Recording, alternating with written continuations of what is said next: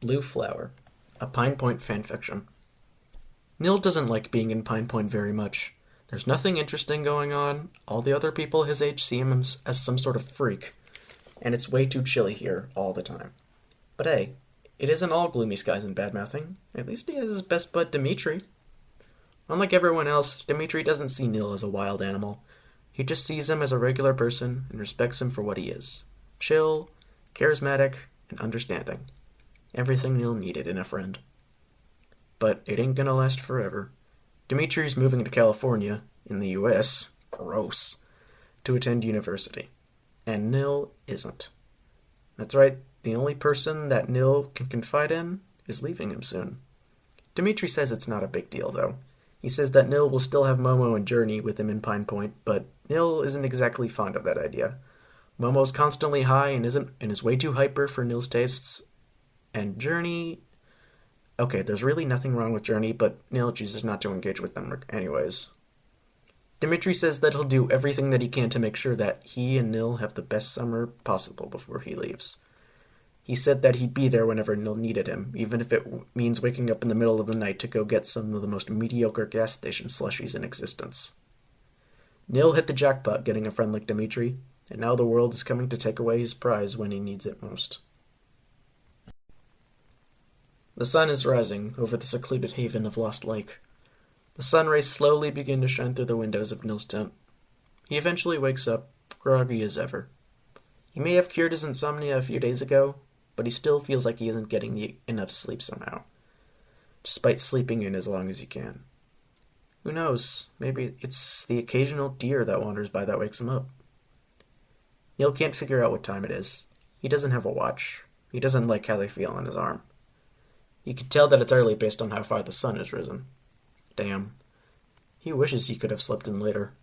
He unzips the door on his tent and looks outside. There is a bird chirping loudly as it sits on a branch of a tree. Why can't birds ever keep to themselves?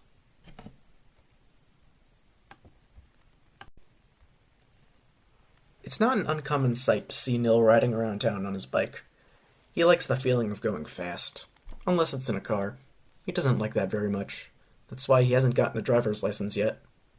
He sees a few kids his age staring at him, as per usual. It doesn't bother him that much, though. Who cares what all those people think? They don't know the real him.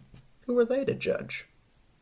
Eventually, he arrives at Marco's Pizza, the best pizza restaurant in Pine Point. It's only the best because there aren't any other pizzerias around to compare it to. It also happens to be where he works. Normally, he'd detest working in this small joint every day for hours on end, but it ain't the worst thing in the world, because Dimitri works with him here too. Nil tries to open the door, but it's locked. Maybe he's too early? He looks at the door and finds a piece of paper taped to it.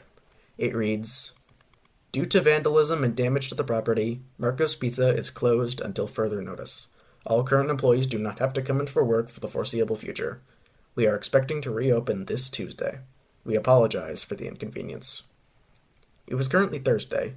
That means Nil had about 4 or 5 days off work. That means he'd have more time to spend with Dimitri outside of the boring-ass kitchen they worked in. He just had to figure out what to do with that time. Nil looked through the front window of the pizzeria. There was food scattered everywhere, tables and chairs had been knocked over, bits of the wall had been chipped away with some sort of tool, and there was a large amount of graffiti covering the walls. He couldn't see what the kitchen looked like from this angle, but he assumed it looked like somewhat the same. "Hey, Shorty." Nil turned around to see Dimitri standing behind him, dressed in his normal getup with his red jacket and black beanie. "Who you callin' Shorty?" Dimitri chuckled at the remark. "The short guy with the raccoon cap in front of me, that's who. How have you been?" "Fine, I guess. Finally got over my damn insomnia.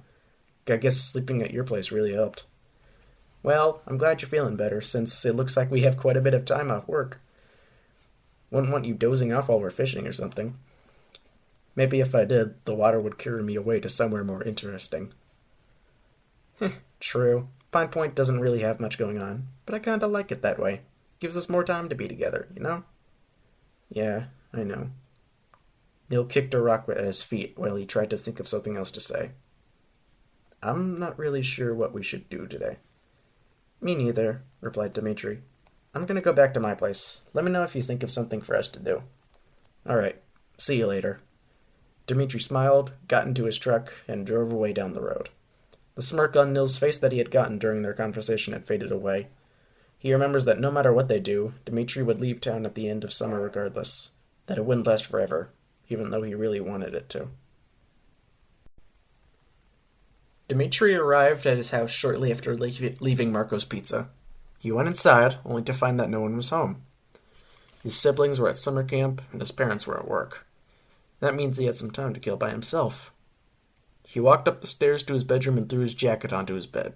His parents wouldn't be home until around 5 p.m. Maybe he'd brainstorm ideas for some new songs, or maybe just read a book? He couldn't decide. Indecision was a big weakness of his. It was the reason why he spent so long trying to figure out which university to go to. Dimitri looked at all the stuff he had taped to his wall. His posters, his pictures with his friends, and that one cool stick that Nil found while fishing at Lost Lake one day. He smiled. Nil was a great friend. He was loyal, supportive, and was really spunky. Dimitri liked that. It was funny. He also thought Nil was cute, but he'd never admitted that out of fear of how Nil would react. Then his smile began to fade away. He remembered that he'd be leaving his best friend behind. He did want to attend university so he could have a good future, but he laments the fact that Nil isn't going with him. He wishes he could take Nil with him, but Nil wouldn't be able to enroll in the university he's attending because of his slightly above-average grades and lack of money to pay for tuition. But Dimitri just couldn't cancel his plans to move to uni either. He'd already paid for everything, and had sunken a huge amount of time into preparing for it. He'd gone past the point of no return as soon as he'd enrolled. Why does this hurt so much? Dimitri laid down on his bed and just stared at the ceiling, his eyes dreary. He loved Nil, but he barely had any time left to show it. Nil finally got off his bike after riding for about 10 minutes. He found himself at the town border, right at the Big Wind's sign that read, "Welcome to Pine Point." Sometimes, Nil wishes he could just leave, ride away from Pine Point and start a new life, preferably with Dimitri. But he couldn't do that. He wouldn't know where to go, and he wouldn't get very far on a bike anyway. As of the past few days, Nil had been coming here, envisioning himself saying goodbye to his best friend as he drove away with no chance of following him. He saw it as a way of preparing himself for when it eventually happens, but he knew that it wouldn't make it hurt any less. But he didn't want to admit it. Nil crouches down in front of the sign and looks at some blue flowers sticking out of the grass. He picks one and rips it out of the ground. Hope he likes the color blue. Nil puts the flowers in his jacket pocket and gets back onto his bike. He rides back towards town as fast as he possibly can. Dimitri is face down on his bed. He'd been that way for the last couple of hours. He'd been too upset to do anything else. He lifted his face off the pillow. The pillow had been slightly stained from the water from his occasional tears. The phone on the nightstand next to his bed started ringing. Dimitri slowly reached for the phone, picked it up, and answered the call. Hello? His voice was tired and weak, as if he just woke up from an incredibly long sleep. Hey, Dee. It's Nil. Dimitri's eyes widened. Hey, shorty. What's up? Do you think I could come over to your place? Got some crap that I want to talk about. Dimitri smiled. Of course. You can come here anytime you want. By the way, no need to go through my window. My family isn't home. Thank God. Nil hung up. Dimitri sprinted off his bed, out of his bedroom, down the stairs, and to the front door. He stood in front of it, tapping his foot on the ground repeatedly in impatience. Thank God indeed, he said to himself. Nil stopped his bike right outside Dimitri's house. He put up the bike's kickstand and walked over to the front door. He took a deep breath before knocking. A split second after he had knocked, the door swung open to reveal Dimitri. Nil was surprised at how fast he answered the door. His eyes suddenly widened. Dimitri had the same smug face as usual. So, what do you want to talk about? Nil scratched the back of his head. I think it's best if we talked about it in your room. Sure, just try not to trip on your way up the stairs. Don't tell me your little brother left his toy race cars on the steps again. Okay, I won't tell you. Nil and Dimitri found themselves sitting on Dimitri's bed facing each other, patiently waiting for the other to start speaking. Nil closed his eyes. Let's just get this over with. What do you think about me? Dimitri looked confused. I think of you as my best bud, that's what. Are there any other feelings you have about me? Dimitri blushed. Thank God he has his eyes closed, he thought to himself. Nil opened his eyes and looked at Dimitri. How were you hoping for me to respond? Nil looked down at the floor and sighed. That you saw me as more than a friend. As in, that I loved you? I guess. Dimitri smiled. Since when could you read minds? Nil quickly turned to Dimitri, his eyes widened and his cheeks blushing. Dimitri was blushing too, but his eyes were looking to the right, away from Nil. Does that mean you... I love you. Nil went silent. He'd been waiting a long time to hear those words come out of Dimitri's mouth. A smile crept onto his face.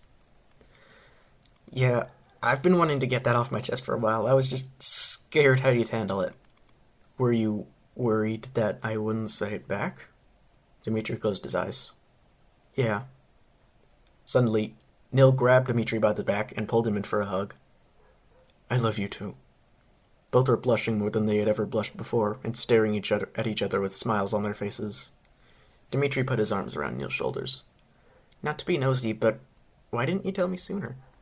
Nil's smile suddenly goes away.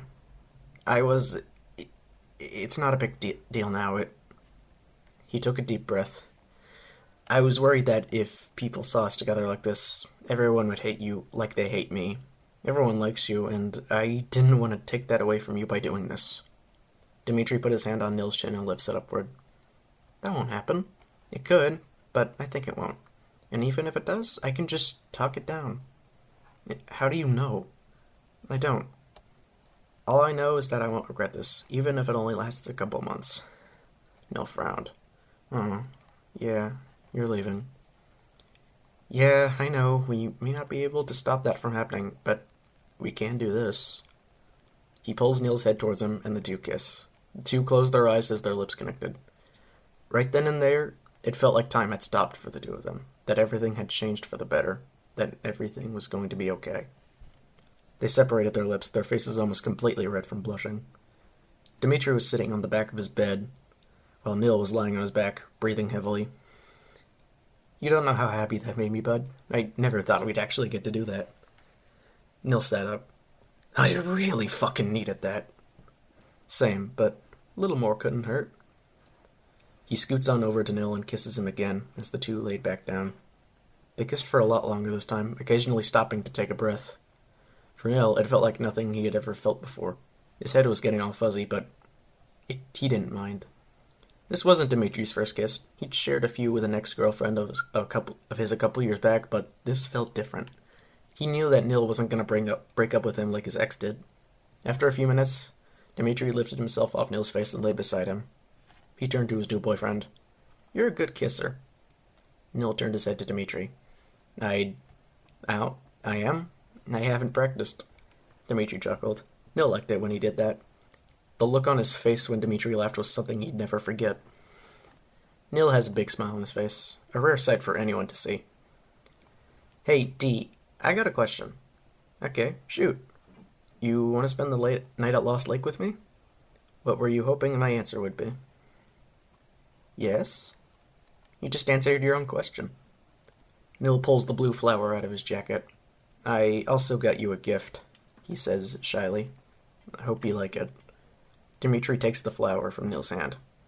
I couldn't think of a better gift than this. The sky was littered with stars that night. The ambience of the lake and the sound of the various wildlife echoed throughout the forest, creating a song that never ended. Nil and Dimitri were in a tent together, looking out the window and up towards the sky.